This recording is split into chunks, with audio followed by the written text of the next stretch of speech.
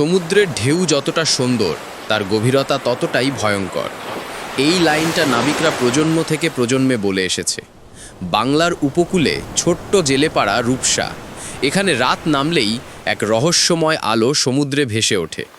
গ্রামবাসী বলে ওটা হচ্ছে নীল নৌকা, যে নৌকায় যারা চড়েছে আর কোনো দিন তারা ফিরে আসেনি।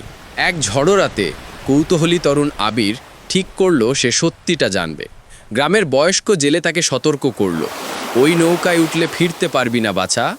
আবির দৃঢ়স্বরে উত্তর দিল, সত্যি জানতে হলে ঝুঁকি নিতেই হবে। আবির মাঝরাতে ছোট একটা ডিঙি নিয়ে সমুদ্রে যায়।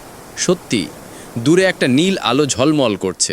সে কাছে যেতেই দেখে এক বিশাল কাঠের নৌকা, পাল ছেঁড়া, কিন্তু নিজেই ভেসে চলেছে।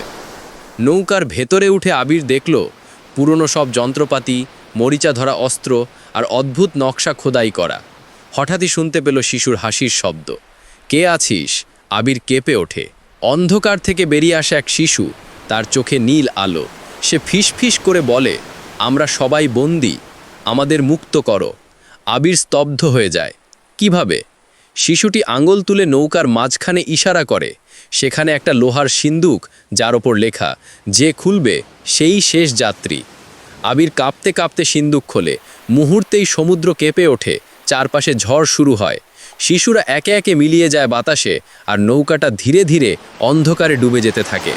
শেষে আবির বুঝতে পারে সেই হলো নৌকার নতুন অধিপতি। তার চোখেও নীল আলো জ্বলে ওঠে। আজও মাঝরাতে কেউ যদি সমুদ্রের দিকে তাকায়, নীল আলো ঝলমল করতে দেখে। গ্রামবাসী জানে এখন আবিরই সেই নীল নৌকার নাবিক, যে পরবর্তী কৌতূহলী শিকারীর অপেক্ষায় আছে। রহস্য জানার লোভে আবির সত্য পেলেও হারালো নিজের জীবন। এভাবেই কাহিনী বেঁচে থাকে সমুদ্রের ঢেউয়ের সাথে। ভিডিওটি ভালো লাগলে অবশ্যই লাইক দিন, আর নতুন ভিডিও পেতে সাবস্ক্রাইব করুন এখনই।